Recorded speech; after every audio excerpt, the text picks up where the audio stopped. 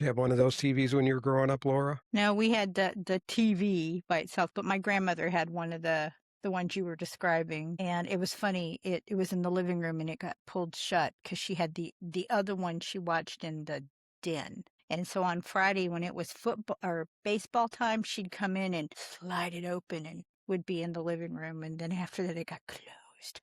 Or she'd only come in to open it. It was funny for the music, and it just cracked me up. But yeah, TVs used to be huge. I remember one year my grandparents had a huge RCA, and when it broke, the new one got put on top of the big one because it was so big no one could get it out. I remember coming back in town because we didn't live here, and I was like, "You do realize the other one doesn't work?" It's like, "Yeah, but it holds it." It's like, "Okay, yeah, okay, we'll go with that." I mean, it can look like a entertainment stand of today. It can. Welcome to Front Porch Discussions, which I like to sometimes call the podcaster's porch. What this is a place where podcasters, because everybody that's on this call right now is a podcaster, but we don't have a topic in mind. We just get together and talk. And because we are podcasters, we tend to talk a lot. So, and we just like to discuss things. Today, we have, as usual, James Moffett. He is the host of 3 podcasts. One is called The ABCs of Parenting Adult Children and Liberty and Gun Rights. And The Fathers Are at Refuge, which is a podcast about grieving. And then we have somebody new with us today, Laura. I don't remember your last name. Sharp weights. Laura Sharpley, who is called The Baking Pastor. And she has a podcast where she meets with other people and they just talk about life, other women specifically, right? Or is it just anybody? It's anybody that has a conversation around loss, trauma, abuse, or something that would be helpful in that realm. Awesome. So here we are. How's your guys' day been? Busy. Hey, Laura, since you're the new kid on the block, why don't you introduce yourself to the listening audience and kind of throw away the resume and just tell us something about you personally? So I'm the voice behind At the Counter with the Baking Pastor. I adore baking. It's my self-care. There have been lots of episodes where my cat Sassy shows up. Things get knocked off the counter. Sometimes there's lots of whipped cream shots involved when she's around. I love to travel and read. And a fun fact is I've walked with penguins in South America. Oh, wow. I didn't Is know your they had podcast penguins on in video? South America. No, but the guests can see her, which is funny because all of a sudden they're like, "Oh, there's a cat." And then I have to say, "Okay, folks, there's my cat just jumped up here." But everybody knows her. She's all over the socials. So People love cats in videos. I don't have that gift. I'm so busy watching that I'm like, "Oh, look what she's doing." And there was like, "Did you get it on video?" And I said, "No, I just get cute photos." I think the beginning of YouTube was mostly cat videos. There's That's like funny. jokes about it. That's funny. People do like pets. They love watching pets. They do. And speaking of pets, we had to help our 14-year-old lab go across the Rainbow Bridge last week. Sorry to hear that. That was a tough day. And we had a dachshund years ago. I guess that was about, I don't know, 13, 14, 15 years ago. Anyway, we actually bought him from our upstairs neighbor. His name was Frodo. And my daughter took him when she turned 18, 19, whatever, and was traveling all over the United States, hitchhiking from one RV park to the next or whatever. And she took him with her, and I think she wore him out. But anyway, dachshunds have a hard time with their backs because they have such a long spine, and they lose the ability to walk. And so Christina's boyfriend's mother wound up taking care of him in his last couple of years of life, and apparently he was not doing too well recently. And so I think sometime this week they helped him over the Rainbow Bridge too. So I guess you could say I could start a episode called Pet Cemetery or something like that. People named Frodo like to travel a lot. I guess so. Yeah. You get my Lord of the Rings reference? Oh yeah. I didn't know if you were a Lord of the Rings guy. You're not, Laura? I know of it, but I mean, I wasn't really a fan of it. Our kids and our next door neighbors' kids, they were all into it. Have People no on clue. this channel know by now that I'm a huge nerd. So when it comes to things like Lord of the Rings and Star Wars, and I can help you there, Yeah. but yeah, no Lord of the Rings. what about Star The Wars Lion, the came- Witch, and the Wardrobe? Oh, C.S. Lewis? Do you know who he is? I know who he is. I just don't read him. What are you going to say, James? Star I Wars. was saying, I think, didn't they make another Star Wars episode or a comeback or Yeah, they something made a few on of them. cable? Yeah. Okay. Came out in the theater. So there was the first three that came out in like the mid 80s or whatever it was. Those were Right. actually episode 4, 5, and 6. And then they made a prequel, which were episodes 1, 2, and 3. And the latest are like 5, 6, 6, 7, and 8. And now they're making a new one. Okay. The latest ones weren't the best. It's a problem that Hollywood has is they see a money grab and they try to hang on to it for as long as they can. Yeah. Yeah, they take a good thing and they run it into the ground. I remember when the first ones came out, I was actually in St. Louis and I was so excited we got to go. And for Christmas, I got a T-shirt with C-3PO on it. Man, I was super cool. And those first three, well, they weren't the first, but those first ones that came out were awesome.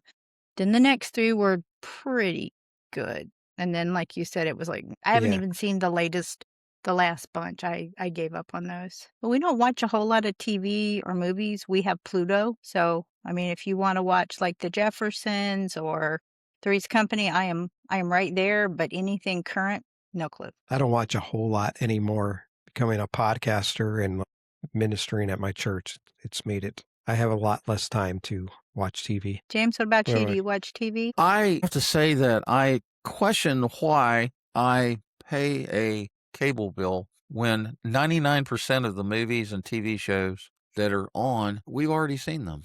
We have Netflix and we have several streaming, YouTube. I like YouTube. And I like to watch the Nature Channel stuff that they have, and they do documentaries on nuclear submarines and all sorts of military stuff, which is very interesting to me. But we have some shows that come out on regular TV, like Doc, that we like to watch, and we like to watch the Landman series, and that has 2 seasons, and they are not going to release season 3 until sometime in November or December of this year, which is really kind of sad because we really like Billy Bob Thornton and that whole storyline. That was pretty good. But yeah, out of the three of us, I probably watch way more TV than y'all do. Do you watch YouTube on TV more than your phone or computer? Oh yeah, absolutely. I don't watch anything on my phone typically. I mean, I'm on WhatsApp, and I check my email at work sometimes. If I get real busy at work, which is most of the time, I'm usually busy from about 8 o'clock in the morning until about 2, when things start settling down. And if it's 2 o'clock and things are settling down and I don't have a whole lot of tickets, then I'll get my MacBook out of my laptop bag, fire it up, and look at my email and whatever. But I'm not a phone jockey like you are, Mark. Yeah, I'm hearing Mark lately actually that runs the world from his telephone. Wow. do a lot on my phone. Yeah. Yeah, Most he of my does. calendar linking, and I even message a lot on Podmatch more on my phone than I do on my computer, which is not the easiest, but it's convenient. It's in my hand. I have to go to my computer I hear that a lot of people are watching YouTube more on TV than anywhere else lately. That's why they say you should optimize your videos for 4K. Yeah, we have a 4K It's just so TV. slow. Yeah. I've filmed in 4K a couple times, and the file's so big, it takes forever to upload. Well, that's why YouTube always upgrades it when you upload it in HD. It converts it for you, which takes a little bit of time. It does, but you can see the difference because I've tested it. I did a video in 4K and then in HD, and then I went and looked at them both on the TV. It's a significant difference. Well, actually, the 4K format's kind of old now. It's not really that new. Really? I mean, they got 8K, and I've got an OLED TV, and OLED makes 4K look silly. It looks like something out of the 80s. And I don't know what they're going to come up with next past OLED. OLED's been out for a little bit. It's probably been out for 3 or 4 years, or maybe longer. I remember the first time I bought HD TV. The TV I had before that was a 35-inch screen, and it took 2 guys to carry it up the stairs. And then I think it was a Black Friday. They had this HD TV for sale. I went to Walmart, put it in my shopping cart, easily put it in my trunk, carried it upstairs by myself. And then I started watching a TV show, and I was like, that's so cool. I can see the water drops and everything. Like, it's so clear. That was HD. Yep. That was many years ago. I think I even wrote like a blog about it called Life in HD. Yeah, technology has really changed since the 80s. That's for sure. I remember when TVs were giant pieces of furniture that took 2 or 3 men to pick them up and move them. It was Yeah. it was like probably, I don't know, 25-inch console, color console with a LP player and an 8-track and Yeah. AM/FM radio. With the And speakers on the sides. yeah, you had to lift the lid to get to put the do whatever you wanted to do for the other audio stuff. And they As had the kids, we would tuners. hide things in there. Really? Yeah, when you're playing Army Men and the Army Men need a home base, that was a good home base. There you go. Your dad was a TV repairman, right? Oh yeah. Yeah, we had the latest and greatest in our house. Which was what? A Zenith? Yeah, Zenith, I don't know, GE, Zenith, I don't know what all the name brands were anymore. There was a bunch of them. Well, 5 or 6 main brands, I think. Maybe not even 5 or 6. RCA was one. RCA, Zenith, maybe GE. Did you have one of those TVs when you were growing up, Laura? No, we had the TV by itself, but my grandmother had one of the ones you were describing, and it was funny. It was in the living room, and it got pulled shut because she had the other one she watched in the den. And so on Friday, when it was football or baseball time, she'd come in and slide it open and would be in the living room. And then after that, it got closed. Or she'd only come in to open it. It was funny for the music, and it just cracked me up. But yeah, TVs used to be huge. I remember one year my grandparents had a huge RCA, and when it broke, the new one got put on top of the big one because it was so big no one could get it out. I remember coming back in town because we didn't live here, and I was like, "You do realize the other one doesn't work?" It's like, "Yeah, but it holds it." It's like, "Okay, yeah, okay, we'll go with that." I mean, it can look like a entertainment stand of today. It can. So how many TVs do you have currently? I have one. We have one. Yeah, we only have one in the living room. Yeah. When Everybody my I know's kids were got like home, we 20. had 3. Yeah. Yeah. When my kids were home, we had 3. One in the kids' room. My wife had one in the bedroom, and there was one in the living room. Once they moved out, I was like, we don't need these other TVs. I struggle when I have to go to a conference and share a room, and it's always the person who needs the TV on to sleep. It's like, we don't even have one in the bedroom, number one. And number two, it would never be on to sleep. I've seen a lot of memes that people like to have their fans on when they sleep, and my wife does too, and I guess I've gotten used to it. But if she's out at a conference or visiting a friend or something, I sleep better without the fan on. I like it to be as quiet as possible when I'm sleeping. Not me. Yeah. We have the fan on year round, and if it's cold, we may even have the window open to let fresh cold air in. I do like it to be cold when I'm sleeping, but I get cold easy. I do too. During the summer, when we have the air conditioning on, I'm walking around in a terry cloth robe, and my wife is like, "It's so hot in here. How are you so cold?" Well, after chemo, my temperature regulated, and I'm either hot or cold. There is no nice in between.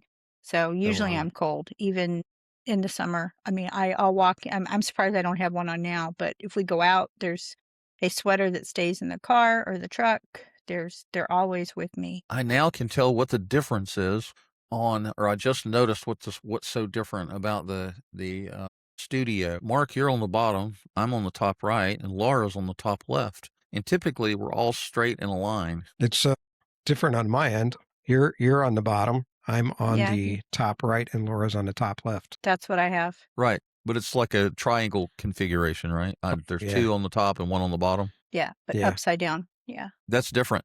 It's different than what it was last time because everybody was lined up in a row like ducks. Wah, wah, wah, wah, wah. Wah, wah. You always got that duck sound from Duck Ditch USA. Yeah, that's it. Is I there live in Goose Creek. is there a lot of ducks in Goose Creek? Is that why it's called that? No, but there's geese. We just call it duck ditch just to be funny. When you say we, is that just you and Katie, or just people in the? No, the other people that live here. It's a quaint little town. It's a little suburb off of North Charleston. I did a wedding down there 2 years ago in October. Yeah, in Charleston. In Goose Creek, Really? near there. That I can't even think of the name of it. It's a big outdoorsy park thing with a lake in it, and it was supposed to have been here. It was after Helene. It was supposed to have been, the wedding was supposed to be the Saturday that Helene hit, and so she's like, Oh. "Well, I'm going to move it, and we're going to have it. It's going to be so cool." And I'm like, "I have to drive 3.5 hours for this wedding, really?" Okay. Well, they have a big park with a lake next to the city hall and the police department, and now they're building they built an amphitheater to the right of it, and now they're building, I don't know what, off to the left. I guess the lake and the part of it's still going to be behind there. But I went out there and walked around the lake just to get some steps in, and took my camera and took pictures of all the different displays and stuff. Different businesses had little displays all around about a quarter of the way around the lake. It was kind of cool. Do you have a photography page, James? I know you talk about your photography a lot. I haven't seen a lot of it. I actually keep all my photos, all the public facing photos are on Photo Bucket. And then I have some that are private that I don't show people. And I was going to try to make money by selling some of them online, but oh my goodness, you got to. It just takes 20 minutes just to upload one photo and do all the meta tags and the descriptions and titles and all the stuff that you want to do. And I was like, I don't have time for that. I'm sorry. Did you got to do all that with YouTube and podcasting as well? I mean, I do all that. Well, maybe, I guess, sort of. But I have thousands of pictures, right? So you got to do each one individually. Yeah, that could be. Yeah, you can't batch upload anything. I can batch upload to Photo Bucket, but you can't. It's not. They don't have a point of sale system where you can like label them and say where it was from and sell it for $1 or $2 or whatever pictures are going for. I don't know. I got a lot of wildlife photos. I have a Photo Bucket that I haven't somewhere. I don't think I've used it in 5-6 years. I even forgot about the name until you mentioned it. I wonder if I could find it. Photography. I like taking pictures of the moon. Astrophotography. I've gotten some pretty decent shots. Yeah. But I also had to learn. I also took a master class on how to use your camera and take photos in manual mode and all of that. And so I've learned quite a bit about that. And you can really take some nice photos if you get off automatic mode. Yeah, I've never gotten into it. I've never had an actual camera. I always just use my phone. Back to me living on my phone. Point and shoot. Yeah, I've taken a ton of photos with my iPhone, no doubt about that, and they're all backed up to iCloud. But I just like having a regular handheld camera, and I spent about one Christmas.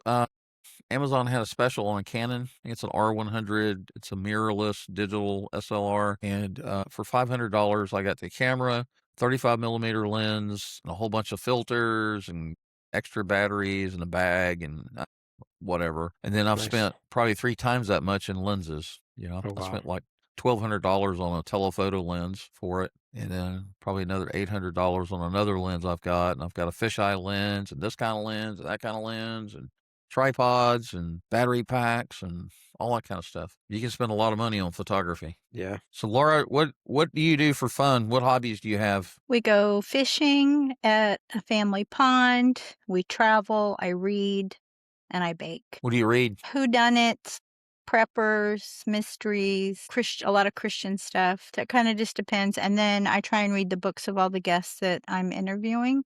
So I usually have like 10 or 12 books going, trying to finish in time for the interview. How often do you interview? I kind of go in spurts. I did a whole bunch for about 3 or 4 weeks, and then I'm taking it seems like there's a break and a lull right now, and then it's going to start back next week. And I think I've got 3, maybe 4 scheduled so far, but I matched a few people today, so maybe more. I'm probably giving away a little bit of a podcaster secret here, though. It's been so hard for me to read some of these books that I use AI and just kind of have it summarized for me. I mean, I've read a few of them. And then after I've interviewed some of these, actually the one I recently just had on and just put this podcast out, I bought his book because the way he was talking about it, I was like, oh, I need to read this book. I've read a couple of chapters so far. It's really good. What was the book? It's called Built to Last. Okay. The author's name is Maury Wood. Okay. I asked the people for a digital copy, and then I do a send to Kindle, and so I can read it. I have a Kindle Scribe, so I can write notes on it, and so I have them send me the digital copies if I can't get it like on Kindle. Audiobooks because I'm always busy. If I go out on a run or something, or if I'm working out, then I can just listen. Yeah, there's some books I read, and I'm like, why did I agree to interview this person? Oh yeah, I'm sure we've had those moments where we didn't have a whole lot of time to research, and then you're got the guest in front of you, and you're thinking, I wish I dove a little deeper into this. Well, I got a book today. This person has been like off the radar for a while. I wasn't even sure she was still going to come on. And today she decided to sign the release form and she sent me the PDF of her book. And I flipped through a couple pages as I was waiting for Kindle to upload it. And I call it the F word. It's framework because Oh. my listeners do not like systems, frameworks, programs. A lot of them, due to the abuse Stacks. of the Tool stacks. hadn't had any issues with that yet, but a lot of them have been through working with traditional secular counselors and therapists who have all these great programs and frameworks and get them stuck in systems, and then their system or whatever doesn't live up to what it's supposed to. And then they'll eventually meet someone who knows me and they're like, okay, she doesn't use systems, she uses Holy Spirit. So go see her. So I chuckled when I got to that page. I was like, crap, how am I gonna? And I tell them up front, we're not talking about systems, we're not talking about programs, and we're definitely not talking about framework. So here's how I want to frame the interview. And they're like, oh, okay, take it or leave it. So Yeah, I've got to figure out now how to rework hers based on the book. So I'll find a few nuggets that we can talk about from the book, but we will not spend much time on the frameworks for sure. I can promise you. That's the right thing to do. So when I first started interviewing, I was basically letting the guest tell his whole backstory, and then we'd start asking questions, and sometimes that backstory would take 15, 20 minutes. And I realized listeners don't want to hear somebody come on and give their backstory. They want to hear a conversation. So now ahead of time, I kind of prep the guest. I'm like, I want to build this to an arc. I definitely want to hear your story, but let's work into it instead of like, let me just hear your backstory. Doesn't always work out, but lately it has kind of worked out that way. Yeah, it's interesting. I do all the intros now. I do the call to actions. That way I know they're not pitching their framework. So Yeah. I've kind of taken some of the liberties with those, and I rework their bios. If they come in too uppity, I rework them for my folks. I do a guest. I don't really do a guest bio. I talk a little bit about the guest in my intro. I don't intro them while they're sitting there. I do it later. Okay. That's smart too. Yeah.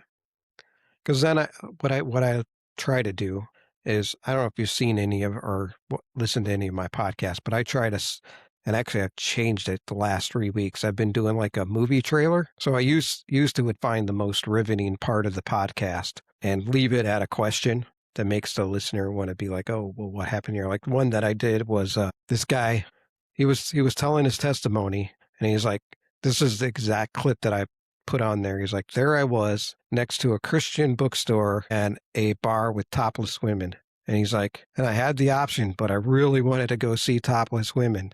And then I cut it there and cut to my music and my intro. Now, if you listen to the podcast, he goes into the Christian bookstore, and basically that started his journey with God. But when you just leave it at, I really wanted to see topless women, and the listener, and that on YouTube, that one got a lot of views because people were like, oh, what happened next? But lately I've been taking a bunch of moments from the podcast and making it like a minute to a minute and 20-second, like a movie trailer. And I have music underneath it, and I have like a swish sound between each clip.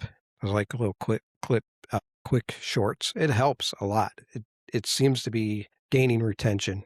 So, and yours are all videos? Video and audio. I do both. I haven't got to video yet. It's more work for sure, but I enjoy editing. So, James, do you do mostly video or audio? You're a sick person. Well, what I do is I have an audio. I host it on Buzzsprout, the audio portion, and then I take the video portion. I export the video and the audio, and then I put audio on Buzzsprout, and I put video on YouTube. And I haven't really had. I just in the last 6 months created a YouTube channel for Father's Refuge and for parenting adult children, and I have a couple of Facebook pages. And the problem with YouTube is YouTube decides, they have this algorithm, they decide what they're going to show people, right? And if you have a brand new show, you can forget. Like I think my YouTube channels are only about 3 or 4 months old, but the only thing people are watching is the shorts. The long form videos, nobody's watching them.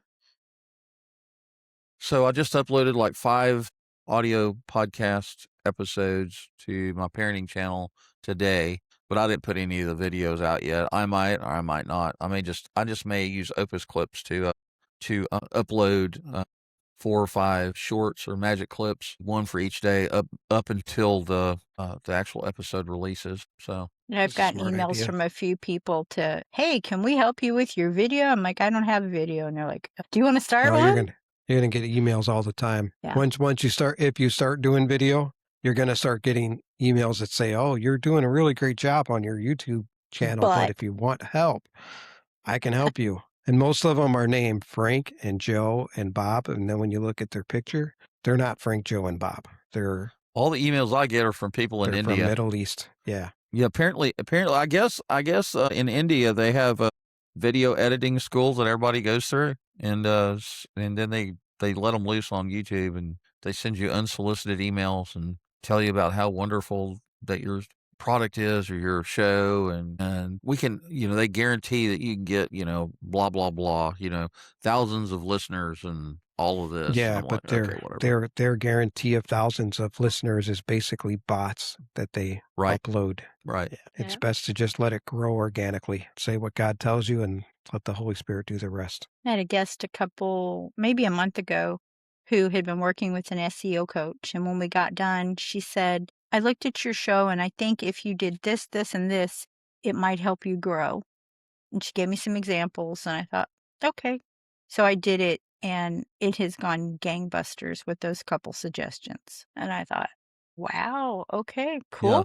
Yeah. SEO is very important, no doubt. Yeah. That's why I was asking about the comments in that pod analyst and the other one, the bumper thing. So, but they're Well, that having just- trouble connecting right now. Those tools, all they do is they connect. You have to send each The invite, yeah. platform's email address Mhm. to I did to, that, but most of my listeners aren't from either of those two platforms. well, there's that then. So they don't Laura, they do don't you have listen the to- I didn't hear you. Do you listen to Courtney Elmer's podcast? I think it's called Top 100 Right. Podcaster or Top Uh-uh. Top Insider Secrets. She's a really good podcast and Courtney kinda Elmer helps you. She is an SEO expert for sure. A podcasting expert in general, actually. I Well, will yeah. add her. She knows how to get people the right exposure. She knows what's going on under the hood, and she doesn't do it for free either. I don't know what Yeah. she charges, but I'll guarantee you it's not cheap. I think she's on Podmatch, and I think a event that's coming up soon, she's actually going to be hosting it. Right. And that all that information that she gives on Podmatch is very surface level. She doesn't go into the nuts and bolts of how to actually do it, because that's how she makes her living, right? And I'm not saying that what she tells you is useless. What I'm saying is that she gives you just enough to wet your whistle, and then once you start getting into the weeds, that's when you would need her help. Yeah. Well, and that's good business sense. Yeah, I get it. And I would pay the money for her professional services if all my stuff was monetized. If I was if I didn't have a day job and I was really trying to support my family, me and my wife, on YouTube or whatever, and I was looking to monetize my content, then I would absolutely use her services if I could find a way to afford it, right? But for free content, I'm not spending the money for that. I don't have the money for that, period. And she actually might be more economical than I think, but you actually have to schedule a conversation with her or somebody on her team, right. And it's like a 60-day waiting period. She's that busy. What kind of questions you got for us, James? Well, let's see. If your life had a laugh track, what's a moment from the past month that you would have triggered it? Month. Think of something funny. My whole life is one big laugh track. Well, that's fine. It doesn't have to be the last month, just whenever. I mean, no, I'm just thinking the last month. I mean, there've been so many oddities. The cat that comes up to get on the computer and automatically turns and puts her butt to the camera. It's like, really? We plant sunflowers every year, and one of the sprays wasn't the appropriate one, obviously. Or no, the sunflower seeds were not the ones that they were supposed to be, so they all died. So they had to replant them today. And it's just like, okay. It's when you open the refrigerator and the cat comes running because she knows you're going to get the whipped cream out. I mean, my The whole cat life likes is whipped cream, huh? thanks to her grandmother last July. She started something. So now every morning we call it her coffee and she gets a couple squirts. Sounds That's like a probably not spoiled very cat. good for her.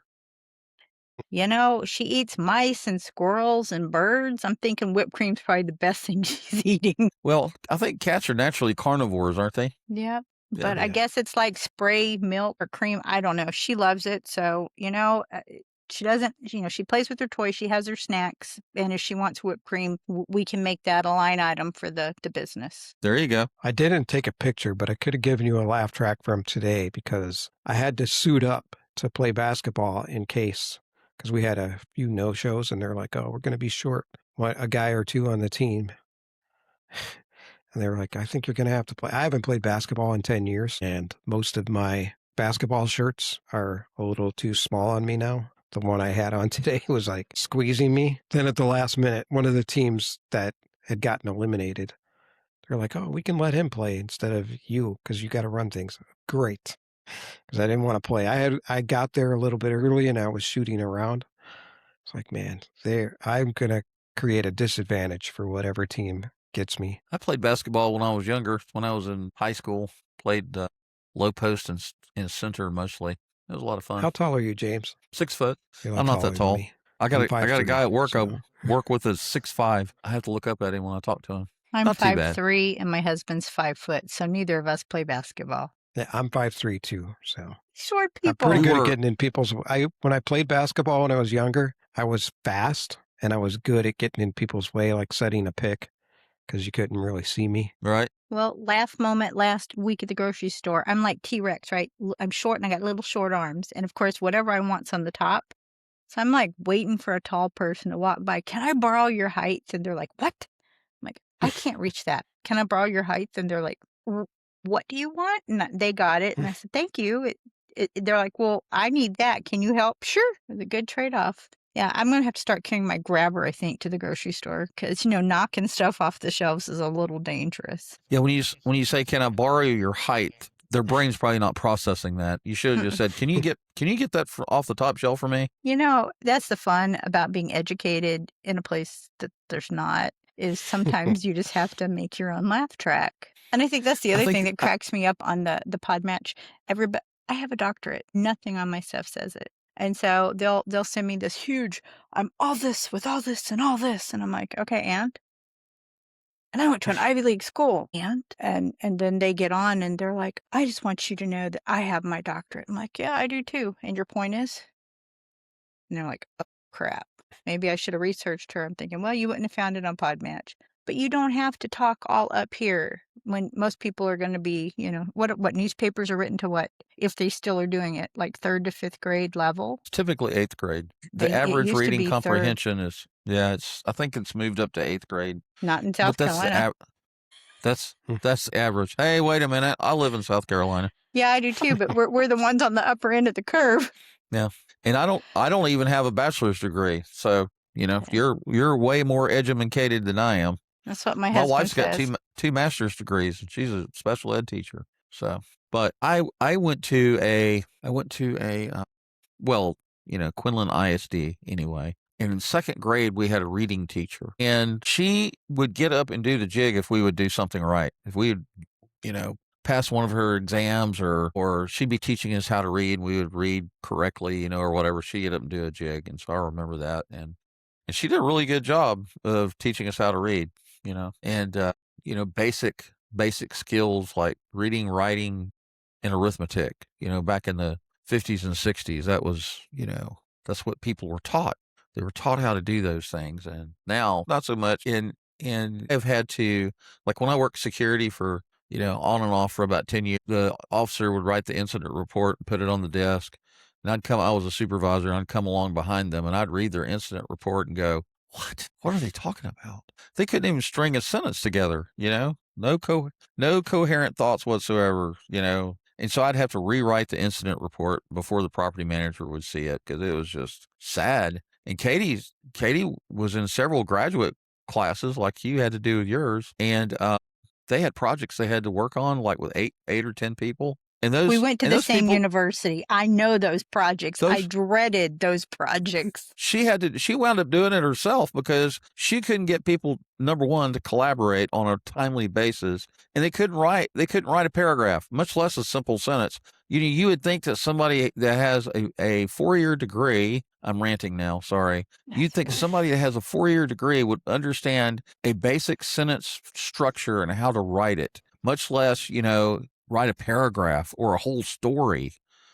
No, they didn't know how to do that. So Katie had to do all the writing because they didn't know how to do it. Because people are being passed, in grade school or high school, people are being passed from one grade to the other, whether they can pass stuff or not. They may not know how to do simple math or write a simple sentence or a paragraph or reading and writing, comprehension. And so they just move them along. And then they wind up in college, and I guess the professors move them along.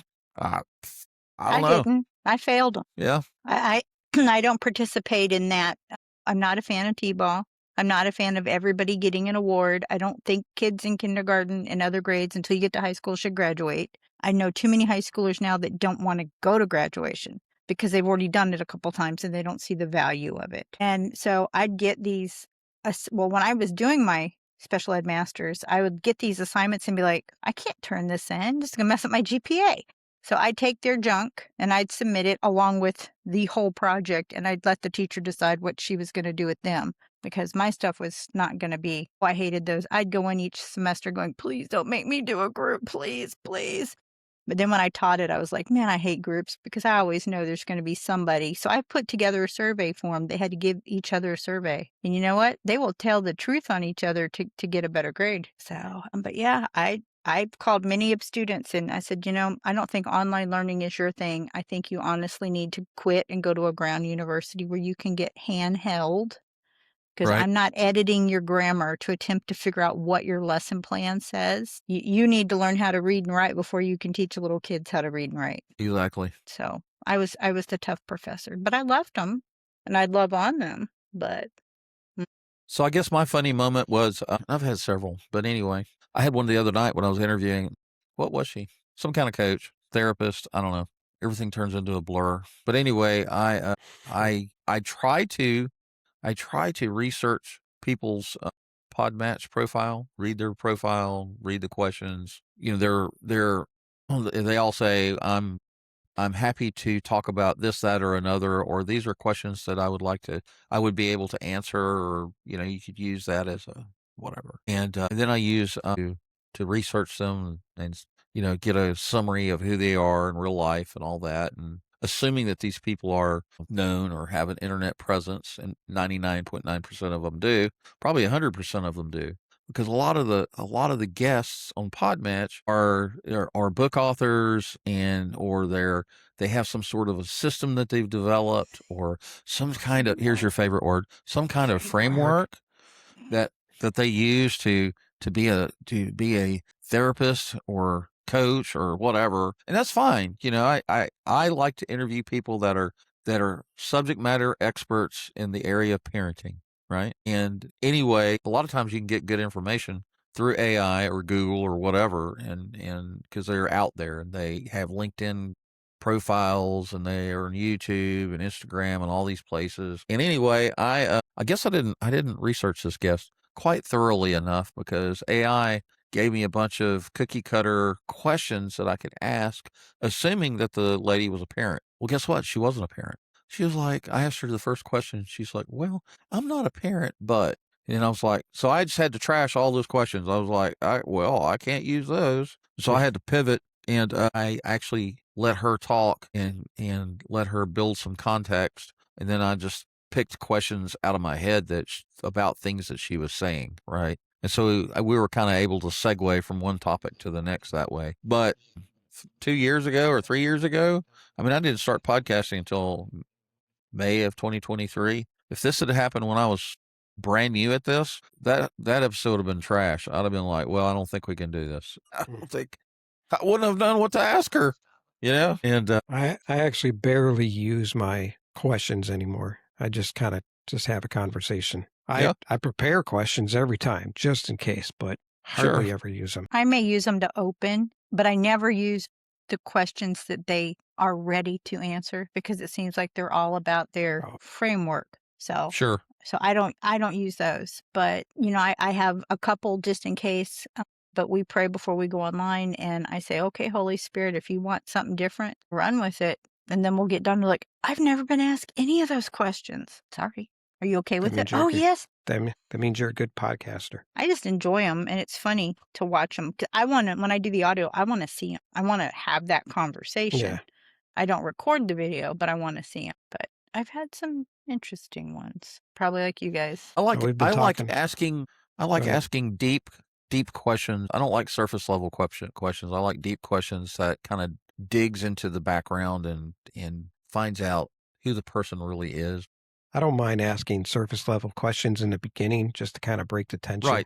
Right. Yeah. Sometimes I even cut those out when I'm editing. We've been talking about an hour. You want to start wrapping it up? Sure. Do you have wrapping paper and a bow and some tinsel or anything that we can use? No. And if you saw my wrapping, it would. My wife won't let me wrap presents anymore. Even for her, she's like, just buy me a bag. Put it in a bag. Or I Yeah. get my Todd daughters does to do it. Todd does the perfect corners and tape and bow, and I'm like, "Where's a bag?" I just pay people to do it. Actually, we don't, now that we're empty nesters, we don't really, we buy our own gifts, during the year. So we don't wait till Christmas to buy presents or whatever. But anyway, it's like my video just kind of, I was going to say, you just zoomed in. I don't know why. So anyway, Laura, thank you for being here. Mark, thank you for being here. I think we all had a good time chatting on the porch, and I think I was the only one that was drinking. But I do No. have a tea here. I just didn't okay, drink it very at good. all. Actually, I came double prepared. Sweet. All right. Well, thanks to the listening audience. I'll say thank you for the privilege of your time. If you watch this video on Front Porch Discussion, please leave a comment, subscribe, and follow, and tell all your friends and family about the weird people that are podcasters that just talk about whatever. All right. Everybody have a good night. Bye. Bye-bye. Bye.